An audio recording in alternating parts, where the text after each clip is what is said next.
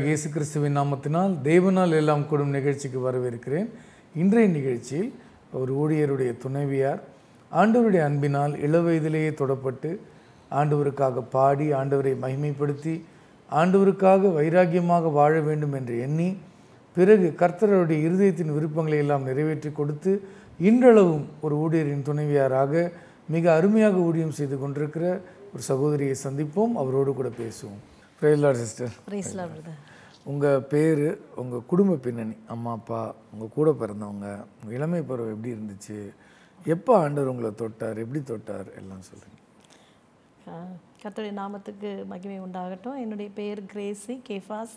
நாங்கள் செங்கல்பட்டில் ஜீசஸ் த வே ஏசி சபை என்னுடைய போதகருடைய மனைவி.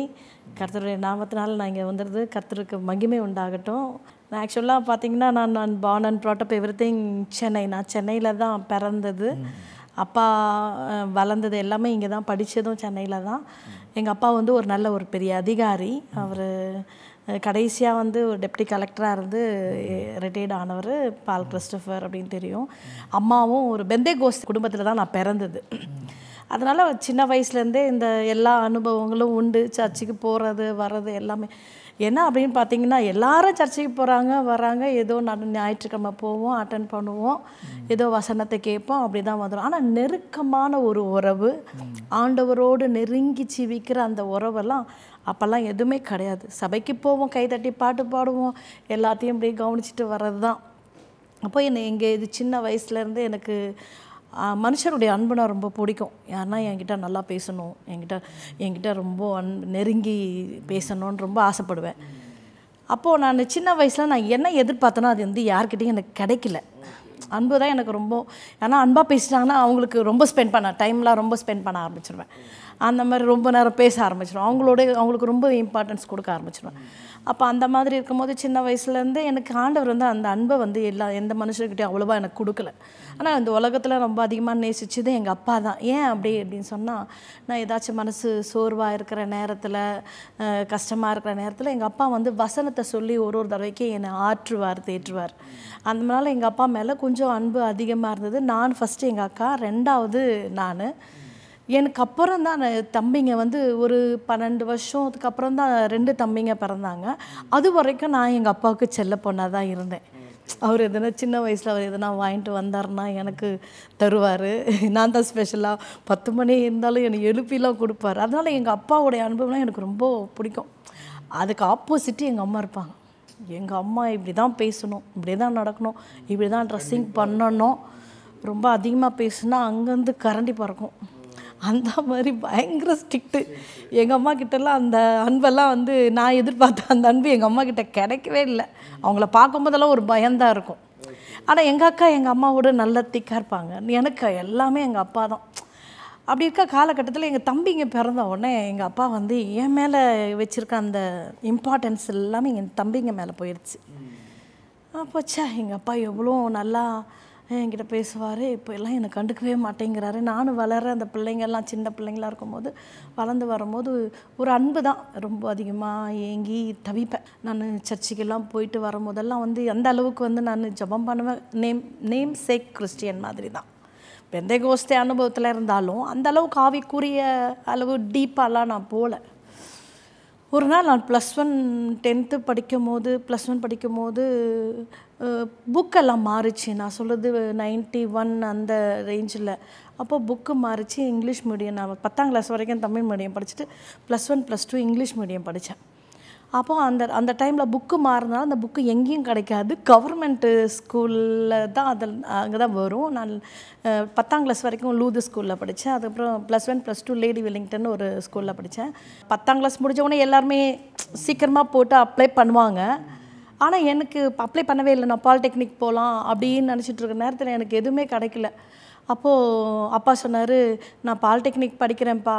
இல்லை நீ +1 +2 படிச்சுட்டு அதுக்கப்புறம் போனால் தான் நல்லாயிருக்கும். ஏன்னா ஸ்கூலெல்லாம் ஸ்டார்ட் ஆகிடுச்சு, எனக்கு எதுவுமே வரல. அப்போ நான் சொன்னேன், எசப்பா, அப்போ தான் வெரி ஃபஸ்ட் டைம், எசப்பா எனக்கு வந்து நான் அப்படி ஸ்கூலில் படிக்கிறதா இருந்தால் நான் first group computer science group படிக்கணும், ஃபிசிக்ஸ் மேக்ஸ் கம்ப்யூட்டர் சயின்ஸ் படிக்கணும் எசப்பா அப்படின்னு சொல்லிட்டு ஒரு விசுவாசத்தோடு கேட்டேன். அப்போ எங்கள் அப்பா சொன்னார், ஸ்கூல்லாம் ஸ்டார்ட் ஆகி 1 மாதம் ஆகிடுச்சு, நான் போகிறேன், போயிட்டு நான் எங்கள் அப்பா கொண்டு போய் எங்களை சேர்க்கும் போது நான் கேட்ட லேடி வில்லிங்டனில் போன உடனே எனக்கு கொடுத்துட்டாங்க. ஏன் கொடுத்தாங்க அப்படின்னு பார்க்கும்போது எங்கள் அப்பா வந்து அந்த ஸ்கூலில் அந்த ஹெட்மிஸ்டர்ஸு அந்த டீச்சர்ஸ்க்கு எல்லாமே எங்கள் அப்பா சைன் வச்சா தான் சேலரி. ட்ரெஷரி ஆஃபீஸராக இருந்தார். அப்போ எனக்கு ஆண்டவர் அந்த காரியத்தில் எனக்கு கிருபை கிடைச்சது. நான் சேர்ந்து படித்தேன். அப்போது அந்த புக்கு வந்து எனக்கு ஒரு நாள் என்னாச்சு, எங்கள் அக்கா நர்சிங் படிச்சுட்டு இருந்தாங்க ஸ்டான்லி ஹாஸ்பிட்டலில். நான் இதை ஏன் சொல்கிறேன்னா, எப்படி நான் ஆண்டவர்கிட்ட நெருங்கி ஜீவிச்சேன்றதுக்காக சொல்கிறேன். அப்போது அவங்களுக்கு சாப்பாடு எடுத்துகிட்டு புதன்கிழமை ஒரு ஃபிக்ஸ்டு டைம் தான் இருக்கும், அவங்கள போய் பார்க்கணும்னு சொல்லிட்டு. அப்போ அம்மா என்ன சொன்னாங்க, சாப்பாடெலாம் கட்டி கொடுத்தாங்க.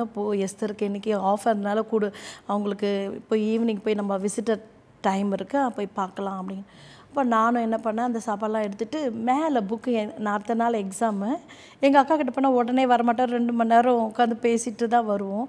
இப்போ அந்த ஒரு கூடை மாதிரி இருக்கும் பார்த்தீங்களா, நான் சொல்கிறது ரொம்ப லேட் பீரியட் 30 இயர்ஸ் பேக்கு. அந்த கூடை மேலே என்னுடைய அந்த புக்கை வச்சுட்டேன், கெமிஸ்ட்ரி புக்கு வச்சுட்டு போயிட்டு பஸ்ஸில் பேக்கில் உட்காந்துட்டு இருக்கும்போது அந்த பஸ்ஸு எகிரி குதிக்கிறதுல அந்த புக்கு வந்து கீழே விழுந்துருச்சு. நான் எங்கள் அக்கா கிட்டே போயிட்டு நல்லா பேசிவிட்டு அந்த கூடையை கொடுக்குறேன். அந்த புக்கு காணா போச்சு. அவ்வளோதான், அழ ஆரம்பிச்சிட்டேன். ஐயோ, அந்த புக்கு புதுசாக வேறு இனிமேப்பட்டு கடையிலலாம் கிடைக்காது, அது ஸ்கூல்லையே கொடுத்தது, நான் என்ன பண்ணுவேன்னு தெரியாது. நான் அப்போ ஏசப்பா கிட்ட ஒரு சில்லியாக பேசுவேன். ஏசப்பா, உனக்கு கண் இருக்கா, மூக்கு இருக்கா, காது இருக்கா, நான் பேசுறது நீங்கள் கேட்குறீங்களா, நான் விட்டல அதே புக்கு எனக்கு கிடைக்கணும் அப்படி சொல்லிவிட்டு ஏசப்பா கிட்ட பேசிட்டு எங்கள் அக்கா சொல்லிச்சு, நீ அதுக்கெலாம் அழுவுற, வேறு எதாவது வாங்கிக்கல. இல்லை, மிஸ் என்கிட்ட சொல்லியே சொன்னாங்க, புக்கெல்லாம் வந்து மிஸ் பண்ணாதீங்க, ஏன்னா இன்னும் ஸ்டால்லெல்லாம் நீங்கள் போய் வாங்க முடியாதுன்னு சொன்னாங்க அப்படின்னு சொல்லிவிட்டு நான் அழுதுகிட்டே வந்துட்டேன். அப்போது நான் ஜாம் பண்ணிக்கிட்டே வந்து அந்த பஸ்ஸில் வீட்டுக்கு வரும்போது அந்த பஸ்ஸில் ஏறி உக்காந்துட்டு ஏசப்பா, என் புக்கை எனக்கு கிடைச்சே ஆகணும் ஆண்டவரே அப்படி சொல்லி ஜாம் பண்ணிகிட்டே இருக்கிறேன். அப்போது கண்டக்டர் வந்து என்கிட்ட கேட்குறாரு, எங்கே இறங்கணும், மூளைக்கடை இறங்கணும். அது மூளைக்கடைக்கு அந்த டிக்கெட்டு வாங்குகிறேன். அப்போ அவர் சொன்னார், நீ தானம்மா போகும்போது ஏறின பொண்ணு? ஆமாங்க. பின்னாடி நீ தானே உட்காந்துட்டு இருந்த? ஆமாம். இந்த புக்கு உண்டானார் ஆண்டவர். அப்போ தான் வெரி ஃபஸ்ட்டு ஏசப்பா என் ஜபத்தை கூட கேட்குறாரு அப்படி சொல்லிட்டு அதே புக்கு அவர் வந்து என் கையில் கொடுக்குறாரு. அப்போ தான் நினச்சேன், ஆஹா பரவாயில்ல, ஏசப்பா என் ஜபத்தை கேட்குறாரு. அது வந்து வாலிபமான வயசு. அந்த நேரத்தில்தான் வசனம் சொல்லுது, வாலிபன் தன் வழி எதினால் சுத்தம் பண்ணுவான், உம்முடைய வசனத்தின்படி தன்னை காத்து கொள்ளுகிறதுனால் தானே. அப்போ அந்த யங் ஏஜில் எல்லாருமே மாம்சத்துக்கு மனுஷிகத்துக்கெல்லாம் இடம் கொடுத்து போவாங்க. அந்த நாள்லேயே எனக்கு வந்து அப்போ தான் ஆண்டவருக்கு வந்து கொஞ்சம் கொஞ்சமாக விசுவாசத்துக்குள்ளே நான் வந்தேன்னேன்னு சொல்ல முடியும். ஆனால் நிறைய வந்தாலும் ஆண்டவரோடு நான் நெருங்கி ஜீவிக்கும் போது எனக்கு நிறைய போராட்டங்கள் எல்லாம் வந்தது. அப்போ நான் ஏசப்பா கிட்ட நான் சொல்லும் போது, ஆண்டவரே எனக்கு வந்து ஸ்கூலில் படிக்கும் போது நிறைய பேர் பாட்டெல்லாம் பாடும்போது சினிமா பாட்டெலாம் பாடுவாங்க, பக்கத்துலலாம் உக்காந்துட்டு நிறைய சினிமா பாட்டு பாடுவாங்க. அப்போது நான் வந்து இந்த சினிமா பாட்டெலாம் நம்ம நடந்து போகும்போது நிறைய கேட்கும் இல்லைங்களா, அதை கேட்கும் போது அதே வாய்ஸில் நான் ஹம் பண்ணுவேன், லலலலா அப்படின்னா அதே மாதிரி நானும் அதே வாய்ஸில் நான் பண்ணுவேன். அந்த சித்ரா வாய்ஸில், ஜானகி வாய்ஸில், அந்த ஜென்ஸின் ஒரு சினிமா சாங்ஸ்லாம் பாடுறாங்கள்ல.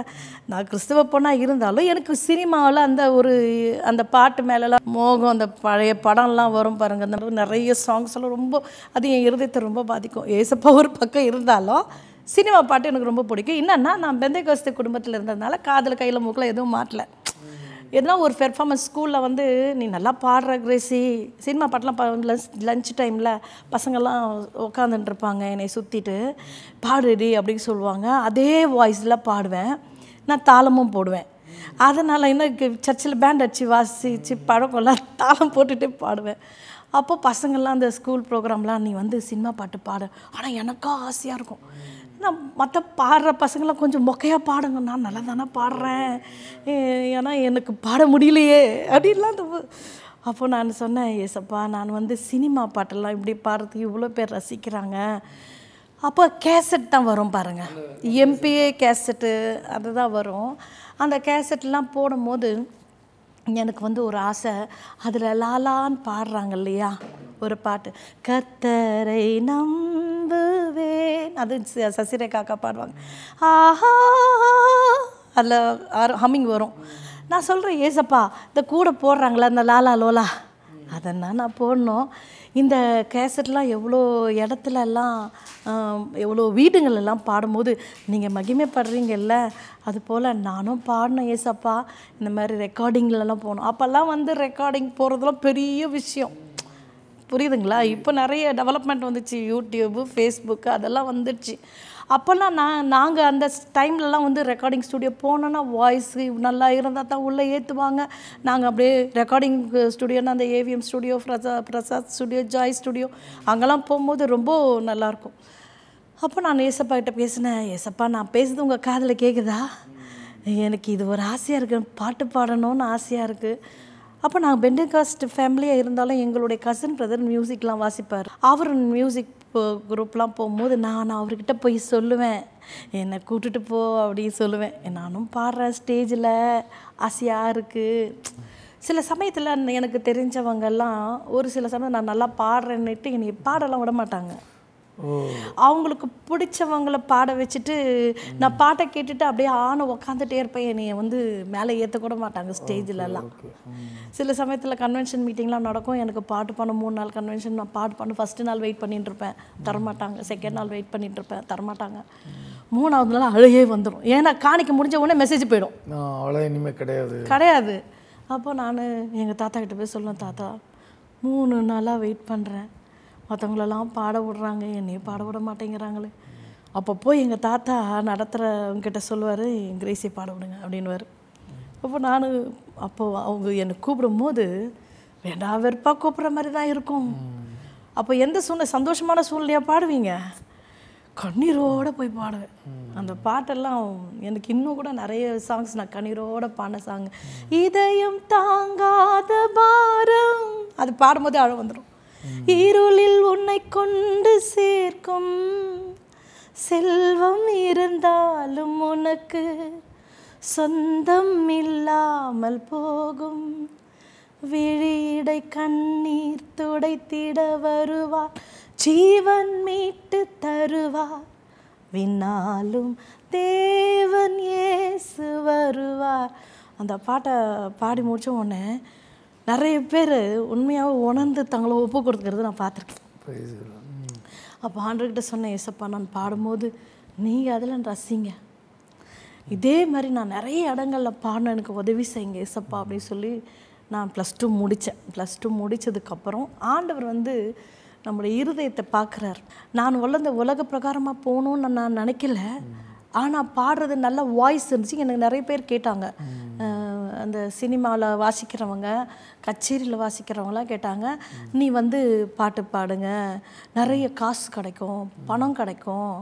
என் ஃப்ரெண்டோட மாமா பையனே, அவர் என் அண்ணன் தான் கூப்பிடுவேன், அவர் பேர் ஜெயவேலு, அவர் கச்சேரிலாம் வச்சு நடத்தினார். அப்போயே என்னை வந்து கூப்பிட்டார், நீ வந்து பாடு, இந்த ஹிந்தி சாங்லாம் பாடுவேன், சினிமா பாட்டெலாம். அப்போ நான் சொன்னேன், ஐயோ வேணாம், நான் ஒன்ஸ் நான் ஆண்டவருக்கு உடைய பிள்ளையாகவே கடைசி வரைக்கும் வாழ விரும்புகிறேன், எனக்கு இந்த வேணான்னா, எனக்கு வாய்ஸ் வந்து இந்த கொடுத்த இந்த வாய்ஸு கடைசி வரைக்கும் ஆண்டவருக்காகவே நான் அதை செலவு பண்ணணும் அப்படின்னு இருந்தேன். +2 முடித்த உடனே எக்ஸாம்லாம் எழுதி முடித்த உடனே மேலே போயிடுவேன், எங்கள் வீட்டு மேலே போயிடுவேன், பெரிய மாடி. அந்த மாடியில் ஒரு நடைக்கும் ஒரு 2 சோத்திரம் போடுவேன், ஸ்தோத்திரம் ஸ்தோத்திரம் ஸ்தோத்திரம் ஸ்தோத்திரம். அப்போல்லாம் சோத்திர பலியே கிடையாது. சோத்திர பலி போட்டு, ஏசப்பா நான் எப்படி ஆகலை, நான் ரெக்கார்டிங் போகணும், நான் ரெக்கார்டிங்கில் நான் பாடணும், எனக்கு உதவி செய்யுங்க அப்படின்னு சொல்லிவிட்டு ஏசப்பா கிட்ட ஜாம் பண்ணி விட்டேன். அப்போ திடீர்னு ஒரு ப்ரோக்ராம் வந்தது. ஏன்னா அவர் சொல்லார், நம்ம என்ன கேட்குறோமோ அவர் வந்து மன விருப்பத்தின்படி தந்தருளி உமது ஆலோசனை எல்லாம் நிறைவேற்றுவாராக அப்படின்னு நம்ம ஒரு மனுஷங்கிட்ட சொன்னோன்னு வச்சுக்கோங்களேன், நீங்கள் எனக்கு உதவி செய்யுங்க, என்னை பாட வைங்க அப்படின்னு சொன்னோன்னா அவங்க நம்மளை நெகட்டிவாகவும் நினைப்பாங்க, பாசிட்டிவாகவும் நினைப்பாங்க. சில பேர் நமக்கு உதவி செய்வாங்க, உதவி செய்யாமலும் போவாங்க. அது என்னுடைய வாழ்க்கையில் நிறைய பார்த்துருக்கேன். ஆனால் நான் சொன்னதை அப்படியே அவர் மன விருப்பத்தின்படி அவருடைய சித்தத்தின்படி நான் கேட்கும் போது அது அப்படியே எனக்கு நிறைவேற்றினார். நான் பாடின ஒரு பெருசாக கேட்கவே இல்லை, நான் ரெக்கார்டிங்கில் பாடினேன், அவ்வளோதான். அந்த லாலா லோலானா பாடணும், இதுதான் எனக்கு ஆசை. ஹம்மிங் கொடுக்கணும். எனக்கு தெரியாது எப்படி போனேன் எப்படி வரணும்னு, யார்கிட்டையும் கெஞ்ச மாட்டேன், எதையும் பண்ண மாட்டேன், நீங்கள் எனக்கு உதவி செய்யுங்க, அவ்வளோதான் அப்படி சொல்லிட்டு நான் ஜெபம் பண்ணிகிட்டே இருக்கேன். அப்போது திடீர்னு ஒரு ப்ரோக்ராமு, என்னை யாரை கூப்பிட்டு யூஸ் பண்ணக்கூடாதுன்னு நினைக்கிறாங்களோ அவங்களே என்னை கூப்பிட்டாங்க. ஓகே, அதை ஆண்டவர் செய்கிறாரு. அவர் என்னை கூப்பிட்டு திருவள்ளூரில் ஒரு ப்ரோக்ராம் வரியா, எஸ் அப்சல்யூட்லி வெல்கம் அப்படின்னு சொல்லிட்டு போயிட்டேன். போகும்போது அங்கே ஒரு அக்கா வந்திருந்தாங்க, அவங்க ரெக்கார்டிங்கில் பாடுறவங்க. அவங்கெல்லாம் நான் சொல்கிறது வந்து இப்போ எங்களுக்கு முன்னாடி செட்டு பார்த்தீங்கன்னா ஹேமாக்கா, பீனாக்கா அவங்கெல்லாம் பாடுவாங்க, சாந்தி சாலோமன் அக்கா, அவங்களுடைய சிஸ்டர் பிராணி, பிரேமி, சில்வி அக்காலாம் பாடுவாங்க. அந்த டீமில் ஷர்மிலாக்கான்னு ஒரு அக்கா இருந்தாங்க. அவங்க என்ன பண்ணாங்க, அந்த ப்ரோக்ராமுக்கு வந்திருந்தாங்க. வரும்போது நான் பாடியிருந்தேன் ஜீவிக்கிற தேவனே அந்த சாங்கு. அந்த ப்ரோக்ராம் பார்த்து உங்கள் வாய்ஸ் நல்லா இருக்கு, வரியா ரெக்கார்டிங்க்கு அப்படின்னா, இதுக்கு தான் வெயிட் பண்ணிட்டுருக்கேன் அப்படின்னு சொல்லிட்டு கண்டிப்பாக வரேன் அப்படின்னு சொல்லிட்டேன். அப்புறம் என்ன பண்ணாங்க, நான் வீட்டுக்கு வந்துட்டேன். எங்கள் வீட்டுக்கு நீங்கள் உங்களுக்கு தெரியுமா அகஸ்டின் அங்கிள் தெரியுமா? டி அகஸ்டின் தெரியும், தெரியுமா? சாலமன் இவர் கூட போட்டிருக்காரு, ஃபாதர் கூட 1-2 ஆல்பம்ல போட்டிருக்காரு. ஆமாம், ஜெபத்தோட ஜெயதங்கள கூட நிறைய அவர் நிறைய பேருக்கு போட்டிருக்காரு. லீடிங் மியூசிக் டைரக்டர் அவர் என்ன பண்ணார், வீட்டு அட்ரஸை வாங்கிட்டு நேராக வந்துட்டார். நேராக வீட்டுக்கு வந்துட்டு அவர் என்ன பண்ணார், எங்கள் அப்பாவை பார்த்தோன்னே பிரதர் நீங்கள் எப்படி இருக்கிறீங்க அப்படின்னு சொல்லிட்டு எங்கள் அப்பா கிட்ட நல்லா பேச ஆரம்பிச்சு. அப்படின்னா அந்த காலத்தில் 100 வாலிபர்கள் இருந்தாங்க. அவங்கெல்லாம் வந்து வெளியிலலாம் சுவிசேஷம்லாம் சொல்ல போகும்போது அப்பாவும் அதில் ஒரு ஆள், ஜீவானந்த அங்கிள் அப்பா, ஜான் பிரியதாஸ் அங்கிள் அமெரிக்காவில், அவங்கெல்லாம் வந்து இவங்கெல்லாம் ஒரு இதுவாக இருந்தாங்க. அப்போது அந்த அகஸ்டின் அங்கிளும் அதில் இருந்திருந்தார். உங்கள் டாக்டர் தானே, ஓகே வாமா ஒரு ஸ்டுடியோ வந்து பாட்டு பாடுமா அப்படின்னு சொன்னால் கண்டிப்பாக வரேன் uncle. Very first song Joy studio 91 வடபழனியில். அதில் நான் பாடின ஃபஸ்ட்டு ஹம்மிங்கு இதுதான், எந்த நாவல் நீரையான சாங். அந்த ஹம்மிங் தான் பாடினேன். ஹேமாக்கா தான் பாடியிருப்பாங்க. இப்போ கேள்விப்பட்டிருக்கீங்களா? இல்ல, இந்த சாங் வில்லியம்ஸ், கல்பாக்கம் வில்லியம்ஸ் தெரியும், அவர்தானே இந்த தெய்வ நீதி. அதேதான் அந்த சாங். அதுல அந்த பாட்டு வரும், மானானது நீரோடைகளை கேட்டிருக்கேன். அவரே வந்து பாடினாரு. வில்லியம்ஸ் வந்து ஒரு நைட் ப்ரேயரில், ஜீவானந்த ஐயா நடந்த நைட் ப்ரேயரில் வில்லியம்ஸ் வந்து நைட் பாடினார். இதில் கேட்டிருக்கேன் அந்த பாட்டு ரொம்ப வருஷத்துக்கு. 91 நான் சொல்கிறேன், ரெக்கார்டிங் நான் கேட்டது 97 இருக்கும், 96 97. அப்போ அந்த பாட்டை நான் பாடினேன். அநேகம் ஆயிரமா பொண்ணு வெள்ளி, அதில் பார்ட்ஸ் செகண்ட். இப்போ மெயின்ஸ் சாங்ஸ் பாடுறாங்கன்னா அதுக்கு பார்ட்ஸ் பாடுவாங்க, செகண்ட்ஸ் பாடுவாங்க. இதெல்லாம் அந்த ரெக்கார்டிங்கில் தான் எனக்கு அனுபவம். நான் அகஸ்டின் அங்கிள் நிறைய கொடுத்தார். அதுக்கப்புறம் நிறைய கேசட் நான் அம்மிங், அந்த வாய்ஸு பேக்ரவுண்டெல்லாம் கொடுத்தேன். கொடுத்ததுக்கப்புறம் ஒரு ஆசை என்னை விடலை, ஏசப்பா நிறைய ஸ்டேஜ் ப்ரோக்ராம் நான் பாடணும், அதே போல் தனியாக சோலோ பாடணும் எனக்கு அப்படின்னு சொன்ன உடனே, அதுக்கப்புறம் இந்த மியூசிக் ஃபீல்டில் போன உடனே ஆண்டவர் வந்து ஐசக் சாலமன் அண்ணன் இறந்துட்டார் இல்லைங்களா, அவர் எஸ்எம் ஜெயக்குமார் அவருடைய பிள்ளைங்க கல்யாணத்துக்கு ஜாலி அங்கிள் கூட இப்படி என்னையே அவர் பாட வச்சார். அதெல்லாம் வந்து கர்த்தருடைய கிருபை தான். ஆனால் பாட வச்சு எனக்கு நிறைய ஸ்டேஜ் ப்ரோக்ராம்.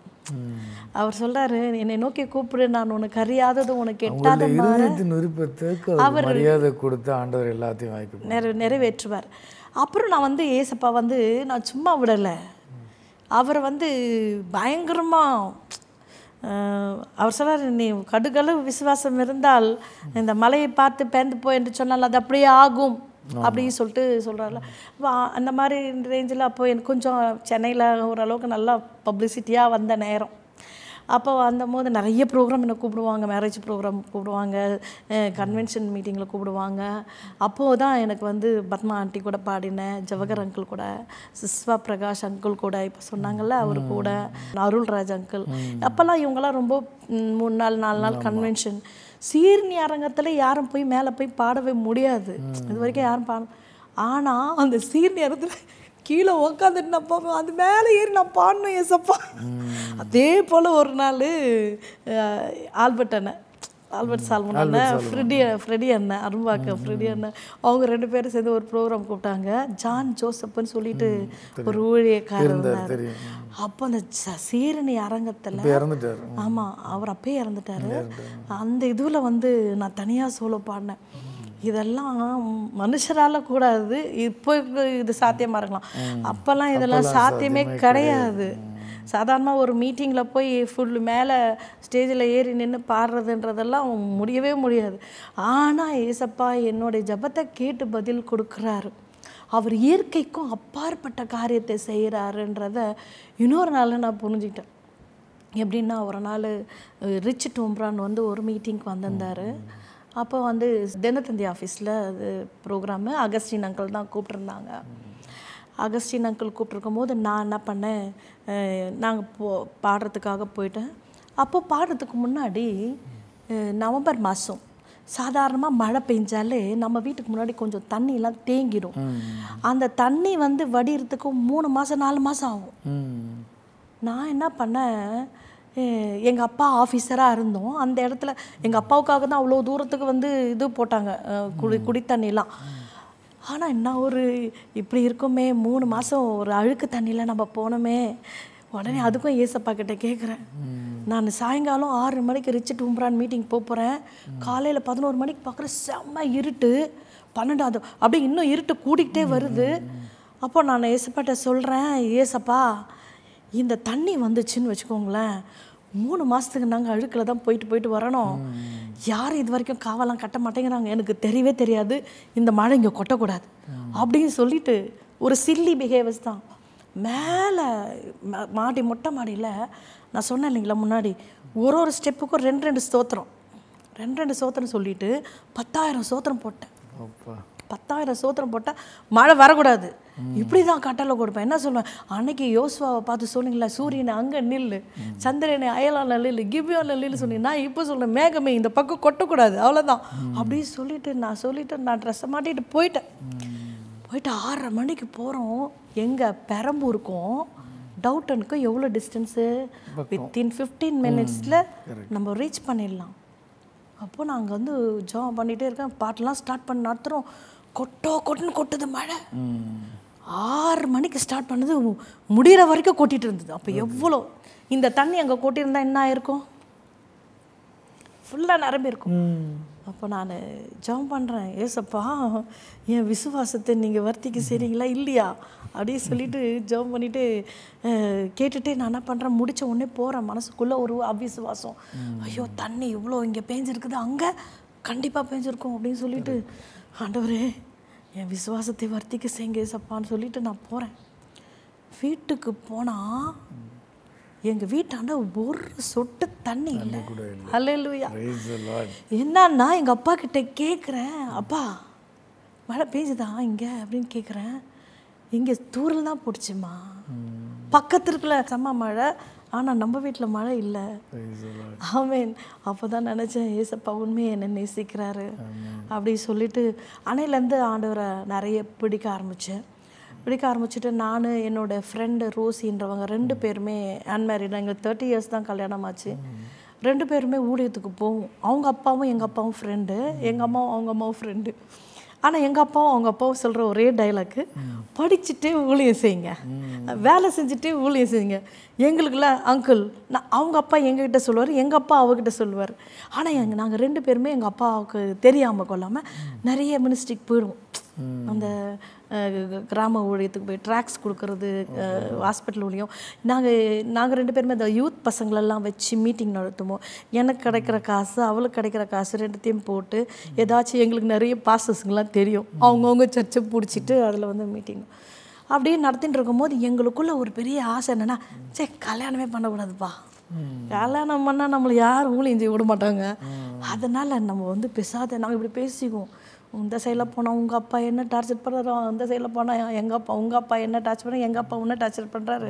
பேசாத வெள்ளை பரதா போட்டுட்டு இயேசுவே சரணனும் இமயமலையில் போய் உக்காந்துடலாம் பாருப்பா அப்படின்னு ஒரு ஃபன்னியாக பேசிக்குவோம். அந்த அளவுக்கு வந்து ஒரு வைராக்கியம். ஏன்னா நான் சொல்கிறதெல்லாம் எப்படி சொல்கிறது தெரியல. என் நடையெல்லாம் அவர் எண்ணி வச்சிருக்கிறாரு, என் கண்ணீரெல்லாம் அவர் எண்ணி வச்சிருக்கிறாருன்ற மாதிரி.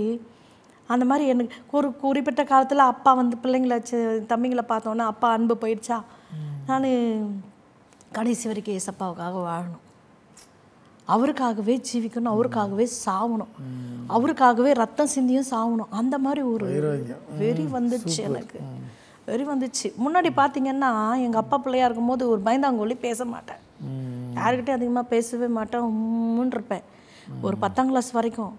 அதுக்கப்புறம் எப்போ ஆர்டருக்குள்ளே நிறைய வரணும் போல்டாயிடுச்சு.